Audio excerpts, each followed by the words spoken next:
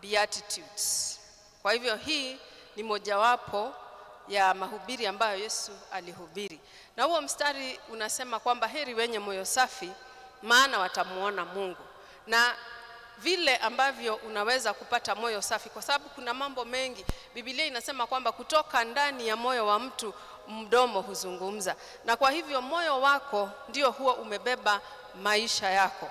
Na unaweza kujiuliza, je, nitawezaje kuweka moyo safi, moyo wangu ukiwa safi? Waefeso 5 mstari wa 26 unasema hivi. Ukizungumzia Yesu, unasema kwamba yeye hutakasa na kuosha kanisa lake kupitia kwa kuoshwa na maji ya neno la Mungu. Amen. Umesikia hilo neno?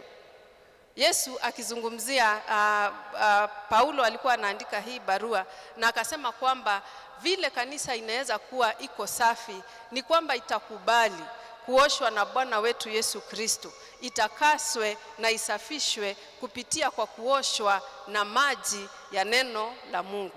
Kwa hivyo kila wakati unapopata nafasi ya kusikia neno la Mungu, moyo wako huwa unaoshwa. Na kwa hivyo tukirejelea ule mstari wa Mathayo 5:8, unaweza jiuliza, wale ambao wanazungumziwa wenye moyo safi ni akina nani? Ni sisi. Ni mimi ambaye nimekubali kutakaswa na kuoshwa na maji ya neno la Bwana. Bwana Yesu asifiwe. Kwa hivyo kila wakati unapopata nafasi ya kusikia neno la Mungu, moyo wako huwa unaoshwa. Kwa sababu tumesema kwamba katika ulimwengu ambao tunaishi umejaa dhambi, umejaa uchafu. Na kwa hivyo kama vile tunaosha miili yetu siku baada ya nyingine, basi nayo mioyo yetu inafaa kuoshwa kupitia neno la Mungu ili tukawe wasafi. Na ili mmojawapo ya siku hizi ambapo Yesu anakuja, sisi tunaweza kuurithi ufalme wa Mungu. Bwana wabariki tunaposimama na kumkaribisha